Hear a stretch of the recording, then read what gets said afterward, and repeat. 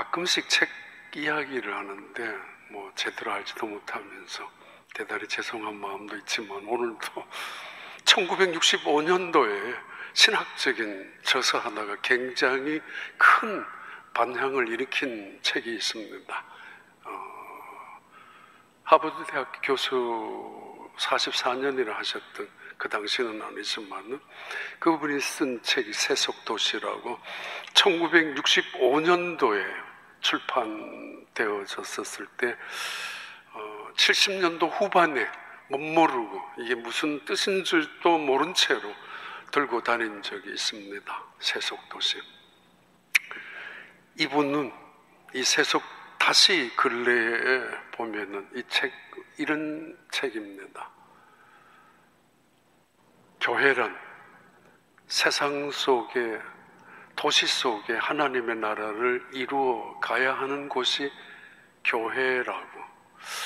교회는 세상적인 도시를 경계를 구분하고 때로는 혐오의 대상으로 삼아서 마치 거룩한 것과 속된 것을 구별하듯이 그렇게 해서는 안 된다라고. 그래서 교회는 도시를, 세상을 치유자로 다가가야 하고, 그들에게 혹은 눈에 보이지 아니하는 세상 속에 눈에 보이는 희망을 그들에게 보여주면서, 세상에서 교회는 우상 같은 존재가 아니라 정말 신이 원하는 거룩한 도시로 만들어 가야 된다고. 그 이유는 하나님이 이 세속도시를 사랑하고 계시고 이 세속도시 안에 하나님의 나라를 세워가기를 원하시기 때문이라고. 잠깐 구원을 얻는 사람들이 인내해야 되고 기다려야 하는 고통스러운 존재로서의 도시가 아니라, 다시 말합니다, 치유자로서, 희망을 보여주는 자로서 교회는 그렇게 사명을 감당해야 된다라고. 그러면서 소돔성을 이야기했죠. 만약에 교회가 제대로 기능이나 역할이나 사명을 못하면 사실 소돔성의 심판은 교회에 있다라고 그렇게까지 주장한 책입니다. 보스턴에 있는 목사님이 오래전에 이분의 강의를 듣기 위해서 그 학교의 강의를 들었다고 그랬죠, 한 학기를. 근데 갔다 올 때마다 마음이 무거웠대요. 교회로서 책임감을 다하지 못하고 있는, 교회다운 역할과 사명을 제대로 못하고 있다라는 죄책감 때문에 무거웠고, 더 무거운 것은 그분의 주장대로라면은 교회는 결국은 쇠퇴하고야 말 것이라고. 도시화하지 못한 교회, 그들의 진정한 치유자가 되지 못하고 마치 와인잔에 묻어있는 립스틱처럼 혐오감을 가지고 그거를 깨트려 버리기로 작정한 교회라면 결국은 없어지고 말 것이라고, 쇠퇴한다고. 그 말이 마음에 늘 돌아올 때마다 아픈 마음으로 남아 있었다라는 이야기를 보스턴에서 목회하시는 목사님 이야기를 들은 적이 있습니다. 그분의 예측대로 동부에 있는 많은 미국 교회들은 거의 쇠퇴해졌고, 어쩌면 교회의 역할과 기능을 제대로 못했기 때문에 거의 몇십 명도 안 되는 교회로, 웅장한 교회 건물만 남아있는 교회로 거의 사라져 가고 있는 그의 예측이 맞고 있기도 할 것입니다. 사도 바울이 꿈꾸는 교회, 지난주에 이어서 계속 우리가 물려줘야 되는 교회나 또 우리가 원하는, 아니 하나님이 기뻐하시는 교회는 어떤 곳인가. 사도 바울은 아시아 지역에서 전도하다가 하나님의 계시를 통해서 유럽으로 건너갑니다. 마게도냐 지역에, 아가야 지역에 첫 번째 도시였던 빌립보에 가서 교회를 세웠습니다. 특별한 애정이 있었죠. 특별한 사건들이 있었기 때문에. 그런 마음으로 이 빌립보 교회를 세웠던 사도 바울은 그 교회가 유럽 전체 롤 모델처럼 다음에 세워질 수많은 교회들의 아주 가장 보기 좋은 교회의 본질과 역할과 사명을 감당하는 교회가 되기 위해서 관심을 갖고 있었던 사도 바울. 빌립보 교회를 세운 지 10년이 지난 다음 그는 로마의 제수로 붙잡혀 가 있었습니다. 그가 지금 편지를 쓰면서 속마음을 비칩니다. 교회는 이런 곳이어야 합니다. 교회는 이렇게 그 역할과 사명이 있는 것입니다. 그 도시 속에서 이 교회는 그런 사명을 감당하지 않으면은 그 교회는 사라지고 말 수도 있습니다. 같은 의미의 그런 자기의 속내를 비추고 있는 것이 오늘 빌립보서 2장의 말씀이죠. 한 10년이 지난 다음에 하는 이야기입니다. 빌립보서 2장 1절에 이렇게 시작합니다. 그러므로 그리스도 안에 무슨 권면이나 사랑에 무슨 위로나 성령의 무슨 교제나 긍휼이나 자비가 있거든. 사도 바울의 지금 로마 감옥에 있던 사도 바울이 빌립보 교회 교인들 깊은 사랑의 마음, 애정을 가지고 그리고 교회의 본질적인 사명을 위해서 자기의 속마음을 그러나 간곡한 마음으로 지금 글을 쓰고 편지를 쓰고 있습니다. 그리스도 안에 무슨 권면이 있거든, 사랑에 무슨 위로가 있거든, 성령의 무슨 교제나 긍휼과 자비가 있거든. 원래 히브리어에서는 조건절이 없기 때문에 그렇게 지나가고 있지만은 이런 의미입니다. 만약에 너희들 가운데에 그리스도를 통해서 조금이라도 누구에게 권면하고 싶은 마음이 있다면, 또는 사랑을 통해서 위로를 받고 싶거나 누구에게 위로를 해주고 싶은 마음이 눈꼽만큼이라도 있다면 있어야 되는 것이지만은, 또는 성령의 무슨 위로나 긍휼이나 자비가 있거든, 그렇게 시작하고 있습니다.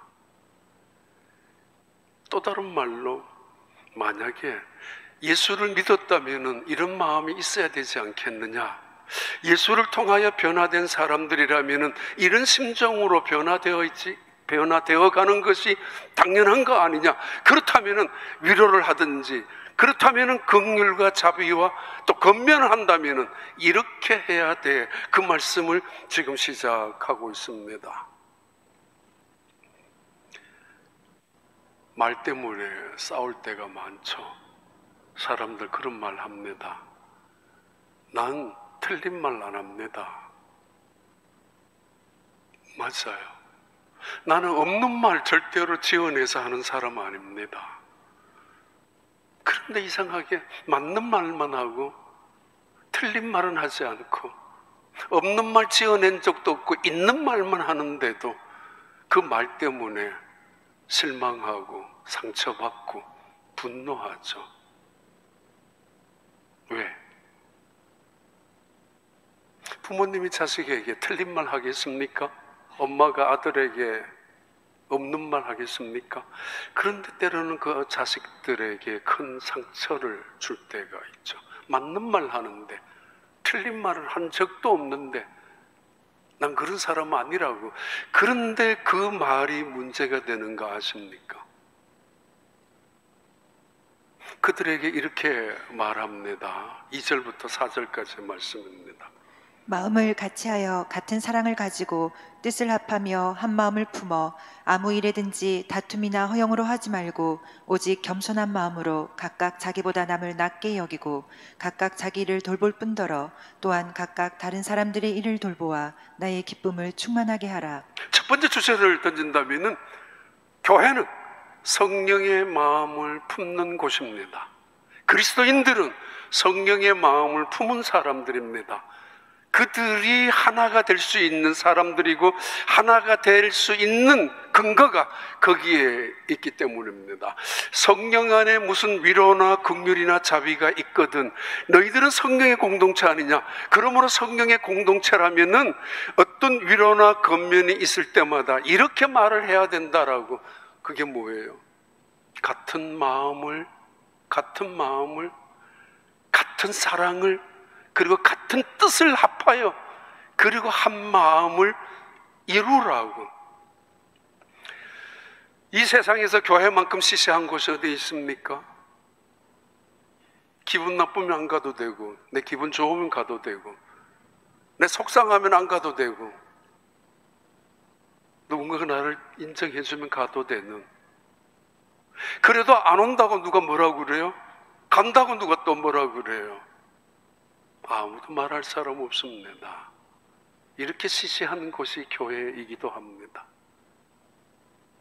때로는 사소한 말 한마디에 때로는 내 뜻이 통하지 않는다는 이유 때문에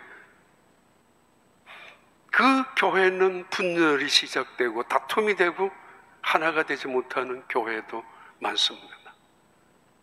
교회만큼 때로는 형편없는 곳이 있습니까? 동창회보다도 못하고 계모임보다도 못하고 때로는 동호회보다도 못하고 때로는 무슨 하구회, 향후회보다도 못하는 곳이 교회이기도 합니다. 분열할 때, 싸울 때 보면은, 아니 떠나갈 때 보면은 뭐 아무것도 미련 없이 등을 돌리기 시작하면은 말입니다. 한 마음이 안 될 때, 성령의 역사가 떠나가지 않을 때 교회는 이렇게 형편없이 계모임보다도 못하는 인간의 의리나 우정이나 사랑 따위는 아예 없는 그런 곳이 되어버릴 수 있는 곳이 교회이기도 합니다. 만약에 성령이 역사하지 않는 곳이라면. 그 하비콕스가 30년 후에 다른 두 번째 책을 출판했습니다. 그 책, 하늘로부터 내려오는 불, The Fire from Heaven. 그는 이 책 속에서 30년 전에 그가 주장했던 세속도시의 이야기를 전폭적으로 변경합니다. 쇠퇴할 거라고, 교회가 세속 속에서 하나님의 나라를 이루어가야 되고 단지 교회는 그냥 세상을 혐오 대상으로만 보고 있어서는 안 된다라고 그가 틀린 말은 절대로 아닙니다. 그런데 그는 바꾸었습니다. 무너질 줄 알았던 교회가 중남미에서 일어나는 성령의 부흥 역사, 남아프리카에서 일어나는 영적인 각성 운동을, 그리고 아시아에서 일어났던 성령을 통해서 이루어졌던, 물론 출발점은 캘리포니아 LA에 있는 아주사 거리에서 있었던 성령 운동을 시발점으로 그런 전폭적으로 그의 사상을, 그의 생각을 바꾸었습니다. 교회는 쇠퇴할 수 없다라고. 성령이 역사하는 교회라면 교회는 결코 없어지지 않는다고. 하나님의 성령으로 이 세상의 교회가 시작되었던 것처럼 앞으로도 하늘로부터 내려오는 불, 그 성령을 통해서 교회는 끊임없이 이 세상에 희망이 될 것이라고. 그리고 그들을 치유하고 그리고 그들에게 희망을 보여주는 것이 교회라고. 인간적인 모습으로 다가가고 인간적인 어떤 인격적으로 그들에게 찾아가서 도시를 변화시키려고 노력했었던 그 노력, 그 이상의 성령이 아니고는 안 된다라는 이야기, 그런 주장입니다. 성령 안에서 무슨 위로나, 성령 안에서 무슨 교세나, 성령 안에서 너희들은 무슨 권면이 있거든 그래도 하나가 되라고. 같은 말이라도, 맞는 말이라도, 틀린 말이 아니라 할지라도 하나가 되는데 힘써야 된다고. 그 이유는 성령의 공동체가 아니냐. 그래서 말합니다. 아무 일에든지 다툼이나 허영으로 하지 말고, 두 번째는 어떤 사람 앞에서도 그 사람을 너보다가는 낮게 여기고, 낮게, 낮게 여기는 것이 아니라 낮게 여기고 오직 겸손한 마음으로 너의 일보다가는 다른 사람의 일을 돌아보아 나의 기쁨을 충만하게 하라고. 없어질 것 같은 교회들, 그들은 교회에서 여러 가지 프로그램을 애를 썼지만은 결국은 약해지고 쇠퇴해졌던 교회들도 많이 있었습니다. 지금도 계속 있을 것입니다. 그러나 이분 하비콕스는 두 번째 책을 저술하면서 성령이 역사하는 교회는 결코 사라지지 않는다고. 성령 안에서 하나가 되는 교회. 로마서 8장 5절부터 9절입니다. 육신을 따르는 자는 육신의 일을, 영을 따르는 자는 영의 일을 생각하나니 육신의 생각은 사망이요 영의 생각은 생명과 평안이니라. 육신의 생각은 하나님과 원수가 되나니 이는 하나님의 법에 굴복하지 아니할 뿐 아니라 할 수도 없음이라. 육신에 있는 자들은 하나님을 기쁘시게 할 수 없느니라. 만일 너희 속에 하나님의 영이 거하시면 너희가 육신에 있지 아니하고 영에 있나니 누구든지 그리스도의 영이 없으면 그리스도의 사람이 아니라. 이 세상에서 가장 어려운 거 많습니다. 근데 어떤 사람들은 자신의 육체의 한계를 극복하기도 하죠. 절벽을 기어오르고 산 정상에 산소 없이도 정복, 등극하기도 하고 인간이 가지고 있는 한계를 극복하기도 합니다. 열심으로 공부해서 밤늦게까지 노력해서 성적을 향상 또는 원하는 학교에 입학하기도 합니다. 인간의 노력이, 인간의 열심이 굉장한 거죠. 그런데 그렇게 해서도 안 되는 거 하나 있습니다. 유니폼을 입고 하나가 되자라고, 머리띠를 두르고 하나가 되자라고 구호를 외치고 훈련을 통해서 밥을 같이 먹고 하나가 되자라고 하지만은, 그러나 하나 되는 거, 마음이 하나 되는 거 쉽지 않습니다. 앞에서는 하나가 될는지 모르지만은 지금은 하나가 될 수 있다라고 자신도 하겠지만은, 그러나 그렇지 않습니다. 우리 속에 있는 생각, 우리 속에 있는 마음을 만약에 버선처럼 뒤집어 놓는다면, 다른 사람들이 내 속마음을 다 알고 있다면, 보고 있다면, 내가 들킨다면 성자라고 할 것 같습니까? 아니면은 그렇지 않게 여길 것 같습니까? 세상에서 가장 부패한 것이 인간의 마음이라고. 열길 속 물은 알더라도 깊이를 알고 폭을 안다 할지라도 한 길도 되지 못하는 사람의 마음은 모르겠다고. 그래서 지나가봐야, 경험해봐야 안다라고. 심지어 경험해봐도 모를 때가 있습니다. 저 사람 평생 내가 같이 밥 먹고 있지만은, 만나고 있지만 무슨 생각을 하는지 모르겠다고. 때로는 이 남편 평생 같이 잠을 자고 있는데도 무슨 속마음인지 한 번도 알아볼 수가 없다라고. 마음이 하나 되는 게 간단한 거 아니란 말입니다. 성령의 생각 하나 되게 합니다. 육신의 생각 하나를 깨트리게 합니다. 성령의 생각 하나님을 기쁘게 합니다. 육신의 생각 하나님과 원수되게 하는 것입니다. 본래적으로 우리의 육신의 생각은 타락한 인간의 본성이 남아있기 때문입니다. 아무 일에든지 다툼이나 허영으로 하지 말라고 우리에게 그런 습성이 있기 때문에, 그리고 어떤 일이든지 남을 나보다 낮게 여기는 겸손함으로 하라고 우리에겐 조그만 일에도 우쭐거리고 있는 교만함이 있기 때문에 남을 낮게 여기라고, 그리고 자기 일에 집착해서 남은 죽든 말든 상관없이 살아가지 말고 다른 사람을 돌아보라고. 그래서 그 돌아봄을 통해서 나의 기쁨이, 하나님의 기쁨이 있도록 너희들은 하나 되게 힘쓰라고. 이 말씀을 유진 피터슨의 목사님 그 메시지 성경에는 이렇게 번역합니다. 그러므로 여러분이 그리스도를 따름으로 무엇을 얻었거나 만약에 너희들이 변화되었다면은, 그리고 정말 너희들이 예수님을 믿는다면은 그분의 사랑으로 여러분의 삶에 얼마간의 변화가 일어났다면 성령의 공동체 안에 있는 것이 여러분에게 어떤 의미가 있는지 확인하시기 바랍니다. 여러분에게 얼마나 따뜻한 마음이나 배려하는 마음이 있거든 내 부탁을, 나의 간곡한 부탁을 들어주시기 바랍니다.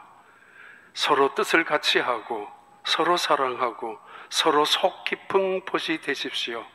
제발 자신의 방식이 맞다고 앞세우지 말고, 제발 그럴듯한 말로 자신의 방식을 내세우지도 마십시오.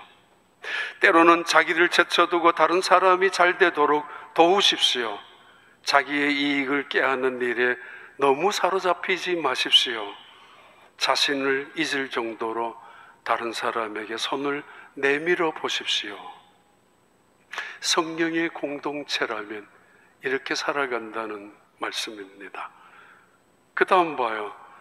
빌립보서 2장 5절의 말씀이죠. 너희 안에 이 마음을 품으라. 곧 그리스도 예수의 마음이니.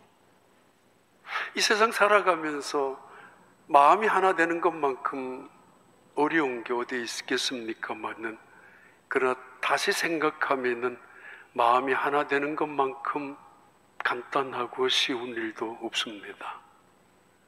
나 욕심만 내려놓고 포기하고 내 교만을 깨트려 본 상대방을 한 번만 생각할 수만 있다면 돈 안 들이고 산을 올려가는 훈련 없이 새벽마다 밤늦게까지 노력하지 않아도 마음이 하나가 될 수 있는 것,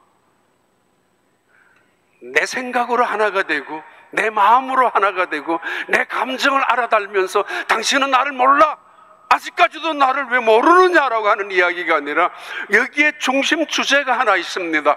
예수님의 마음을 품으십시오. 예수님의 마음으로 하나가 되어야 합니다 라고 사도 바울은 간곡한 부탁을, 마치 키드니가 상해서 투석하는 것처럼 그런 마음으로 부탁하고 요청하고 있습니다. 신장 기능이 망가질 만큼 그런 마음으로 예수님의 마음을 품으셔야 합니다라고. 그 예수님의 마음이 어떤 마음입니까? 6절부터 8절입니다. 그는 근본 하나님의 본체시나 하나님과 동등됨을 취할 것으로 여기지 아니하시고 오히려 자기를 비워 종의 형체를 가지사 사람들과 같이 되셨고 사람의 모양으로 나타나사 자기를 낮추시고 죽기까지 복종하셨으니 곧 십자가에 죽으심이라. 교회만큼 표현이 이상합니다만 시시한 곳이 어디 있어요? 그죠? 법률이 있습니까? 구속력이? 아니면 무슨 회비를 내면서 당신 회비 안 냈으니까 오지 말라고, 아니면 당신 우리 헌법을 안 지키니까 우리 국민 아니라고 말하는 곳이 어디 교회입니까? 그런데 교회만큼 신비로운 곳이 어디 있습니까? 고향이 다 다르고 학교가 다 다르고 나이도 다르고 교양이 지식이 다 다르지만은 교회 오면은 신비로운 것이 있습니다. 하나가 됩니다. 성령 안에서. 아니, 하나가 됩니다. 예수님 때문에. 만약에 이것이 흐트러지기 시작하면 교회는 형편없는 그런 단체가 되고 말 것입니다.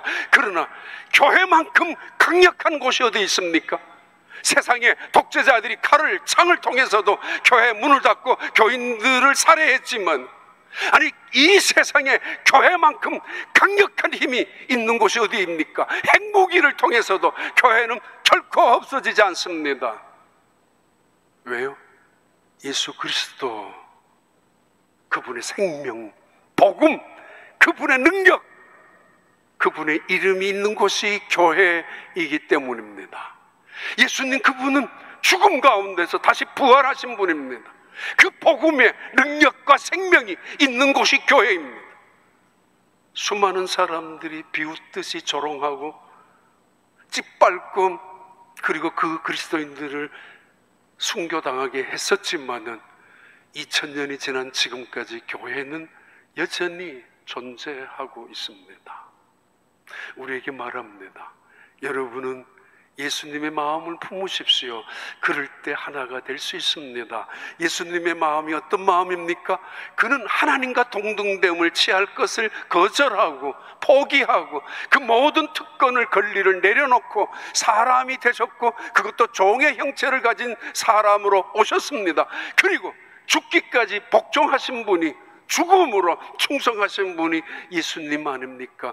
바로 그런 마음을 품으셔야 합니다. 교회가 싸운다고요? 분열되었다고요? 다투고 있다고요? 교회 가서 실망했다고요? 그래서 나는 교회 다시는 안 가겠다라고요? 왜요? 내 속에 예수님의 마음이 없다면. 꽤 오래전에 우리 교회 왔다 가셨죠? 이지선이라는 여자분, 대학교 4학년 졸업반에 도서관에 있다가, 그리고는 오빠와 함께 집으로 가던 중에 건널목에 차를 세워놓고 있는데 뒤에서 달려오던 음주운전자의 운전 때문에 사고를 당했습니다. 전치 화상 3도, 55% 온몸이 화상으로 수술을 40번 이상이나 했었다고 하죠. 이때 옆에 있었던, 간호했었던 어머니, 그 어머니도 그때 같이 오셨죠. 어머니하고 딸하고. 그리고 이분들 모시고 우리 장애인들이 있는 브룩셔라는 아이텐 어디죠? 이스트 쪽에 보면 그분들이 모여있는 동네가 있는데, 동네도 같이 간 적이 있습니다. 그 어머니의 간증이죠. 내 딸이 수술하고 날 때마다 온몸에 붕대로 다 감아 놓았다고. 입 조금, 코 조금, 그리고 눈을 열어 놓았는데 전부 다 온몸이 화상을 입었으니까, 그때마다 어머니가 딸과 눈이 마주쳤을 때 아무 일도 없다는 듯이 평온한 눈빛을 보여줘야 했고, 걱정하지 말라라는 어떤 희망을 전달해 주어야 했고, 그리고 이번 수술 잘 되었어, 앞으로는 또다시 더 좋은 수술이 되면 괜찮아질 거야 라는 그런 희망의 메시지가 담겨져 있는 그 눈을 그 딸에게 계속 보여주었다고. 어머니의 힘이 굉장하다고. 굉장한 어머니의 힘이었는데, 중환자실에서 일반 병동으로 옮기고 난 다음, 바꿔봐요. 바꾸고 난 다음 3년이 지난 다음 이 책을 썼죠. 지선아 사랑해. 그 속에도 나오는 이야기죠. 어머니가 일반 병동으로 옮기고 난 다음은 24시간 옆에 있어야 됐잖아요. 중환자실에서는 면회 시간이 따로따로 있으니까 왔다 갔다 했는데 너무 힘들었었다고. 그 딸에게 희망을 주기 위해서, 기쁨을 주기 위해서, 안심하게 하기 위해서 그런데 병원 문만 나서면은 다리가 후들후들 떨리고 원망의 가슴에 통곡을 해야 했었던 어머니, 24시간 딸 옆에 있으면서 이건 도저히 엄마의 힘으로도 안 되는구나 라고 생각하면서 그때부터 하나님, 예수님의 힘을 달라고 부르짖고 기도했다고 하죠.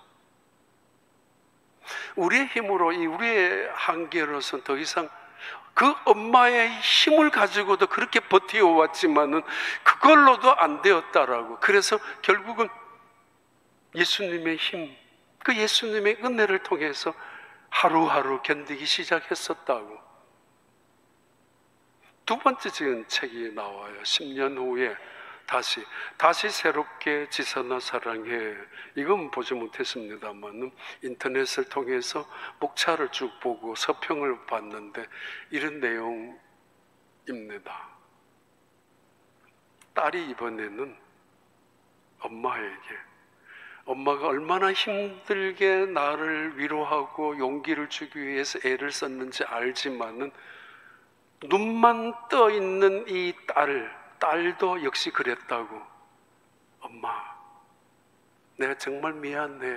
내가 엄마한테 이렇게 고생을 시켜서. 그걸 감추고, 엄마 고마워. 나도 힘을 낼게. 나도 용기를 낼 거야. 나도 반드시 엄마 그 사랑 때문에 나는 벌떡 일어설 거야. 걱정하지 마. 나도. 그런, 자기는 자기 나름대로 그 눈빛을 어머니에게, 그 얼마나 괴로운 고통 속에서 딸이 이 화상 덩어리로 사람 모양은 있지만은 이렇게 이런 딸을 보고 얼마나 서러움을 흘렸던, 눈물을 흘렸던 어머니에게 딸은 딸대로 자기의 눈으로 이야기했었다고. 엄마 힘내라고. 자기도. 이것이 예수님이 주신 힘이 아니면 도저히 불가능했다라는 거죠. 이분의 간증 속에 가장 중요한 첫 번째는 가해자를 용서한 간증이 있죠. 소주를 5병이나 마시고 운전해서 자기 차를 들이박았던 그 젊은 기사, 운전수. 얼마나 인생이 공고하고 고통스러웠고 잊어버리고 싶었으면은, 그래서 그 자기 인생을 망쳐놓은 가해자를 용서해 주었던 이분, 그리고 엄마, 오빠, 주변에 있는 친구들 고마워하고, 그리고 가장 중요한 고마운 건 성가대였습니다. 이지선 이분이 항상 성가대를 했었거든요. 성가대원들이 돌아가면서 기도하고 철야기도 하고 도와주고 그 어머니를 위해서도 여러 가지 도와주는 그 성가대원들의 사랑 격려가 없었다면 견딜 수 없었을 것이라고. 나중에 보스턴 대학교에서, 그리고 콜롬비아 대학교에서 사회복지학을 전공해서 지금은 대학교 교수로, 복지사로 복지학을 강의하는 사람으로 있습니다. 도저히 이유 해답도 없는 이 고난, 고통의 문제 앞에서 예수님을 생각하면서, 예수님은 그 엄청난 특권이잖아요. 자존심 상하잖아요. 그는 하나님이십니다. 그런데 그걸 비우다니, 그는 얼마든지 특권자입니다. 이 모든 것을 포기할 수 있다니, 이건 오해할 수 있어요. 원래 저 사람은 저런 형편없는 사람 아닌가? 저 사람은 신의 아들 아니야? 라는 오해까지 받을 수 있겠지만은, 그러나 철저히 자기를 내려놓습니다. 자격지심에, 피해의식에, 자기망상에 사로잡히면은 내려놓는 거 못하죠. 기독교란 비움의 종교입니다. 그러나 채움의 종교입니다. 얻기 위해서 비우는 것입니다. 더 놀라운 것을 채우기 위해서, 아니 굉장한 진리를 얻었기에 지난날에 있는 모든 것들을 배설물로 여길 수도 있는 것이 기독교입니다. 불교는 비우기 위해서 비우는 것입니다. 청빈하기 위해서 청빈하는 것입니다. 목표가 없습니다. 그것을 부처라고 하죠. 때로는 성불이라고 하기도 하고, 그것이 낙원이라고 부르기도 합니다. 우리는 비움 자체가 얻기 위해서입니다. 예수님은 자기를 비웠습니다. 그 유명한 기독론의 이야기가 본문에 등장하지만, 이 케노시스라고 말하는 이 비움의 신학, 어디까지 비웠는가? 무엇을 비웠는가? 이게 신적인 요소를 다 비웠는가? 포기했는가? 아니면 인간적인 말씀인가? 이 대단히 아주 역설적인 파라독스한 신학의 문제이지만, 아무튼 예수님은 신적인 요소를 비웠습니다. 그러나 완전히 비운 것은 아닙니다. 그분의 신성과 인성은 결합되어져 있는 존재였죠. 하여튼 그는 내려놓습니다. 종의 형체까지 내려갑니다. 그리고 죽기까지 복종합니다. 왜요? 구원을 받기 위해서. 다른 사람을 구원을 주기 위하여, 하나님의 선하신 뜻을 위해서. 내가 만약에 세례 요한에게 세례를 받는다면 사람들이 저 사람 죄인이 아니야? 저 사람이 어떻게 하나님의 아들이냐라고 오해할 수도 있었던 순간이지만은, 그거 다 내려놓고 하나님의 선하신 뜻을 이루기 위해서 낮아짐, 겸손해짐, 포기함, 내려감, 죽으심, 그것이 그 유명한 케노시스의 근거가 되는, 기독론의 근거가 되는 본문이기도 합니다. 아무튼 사도 바울은 매우 간곡한 마음으로 여러분 예수님의 마음을 품으셔야 합니다. 유오디아와 순두계 그런 여성들이 다툼이 있었는지, 아니면 빌립보 간수장의 가족들과 루디아라는 가족들의 세력, 특권 세력의 다툼이 있었는지 10년이 지난 다음 빌립보 교회는 조금씩 어려움이 찾아왔던 것 같습니다. 사도 바울은 정말 간곡한 심정으로 교회는 예수님의 사랑을, 예수님의 마음을, 예수님의 그 주장을 잃어버리면 아무것도 안 됩니다. 보십시오. 요한복음 17장 20절 22절 예수님이 무슨 기도를 하셨는지를 한번 봐요. 내가 비옵는 것은 이 사람들만 위함이 아니요 또 그들의 말로 말미암아 나를 믿는 사람들도 위함이니 아버지여, 아버지께서 내 안에 내가 아버지 안에 있는 것 같이 그들도 다 하나가 되어 우리 안에 있게 하사 세상으로 아버지께서 나를 보내신 것을 믿게 하옵소서. 내게 주신 영광을 내가 그들에게 주었사오니 이는 우리가 하나가 된 것 같이 그들도 하나가 되게 하려 함이니이다. 이 세상의 모든 문제는 어떤 사람은 돈의 문제라고, 어떤 사람은 이념의 문제라고, 어떤 사람은 사상 혹은 권력의 문제라고 다들 말합니다. 이 세상의 모든 문제는 마음의 문제입니다.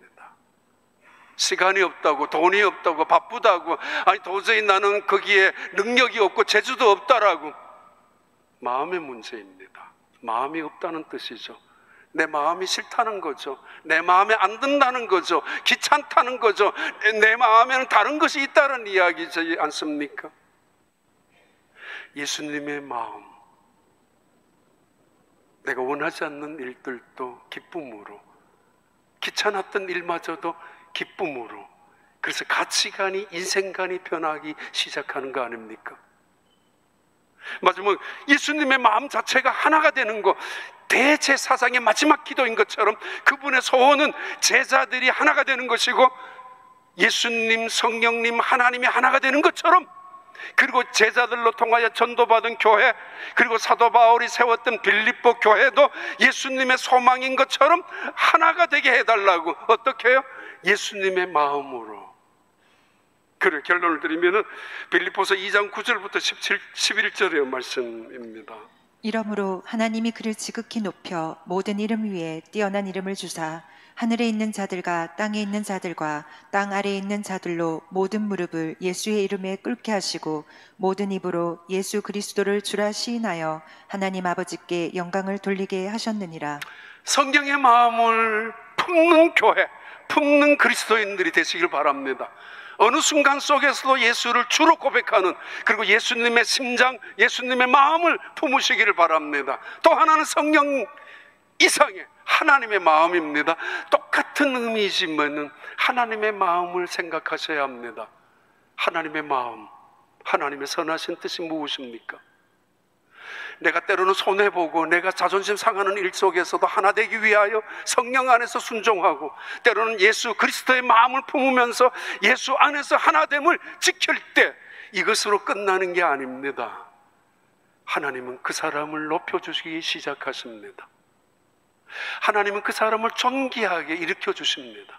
세상은 낮춘 자를 멸시하고 세상은 죽기까지 복종한 예수 그리스도를 업신여겼지만 하나님은 마침내 그 예수님을 부활시키셨습니다.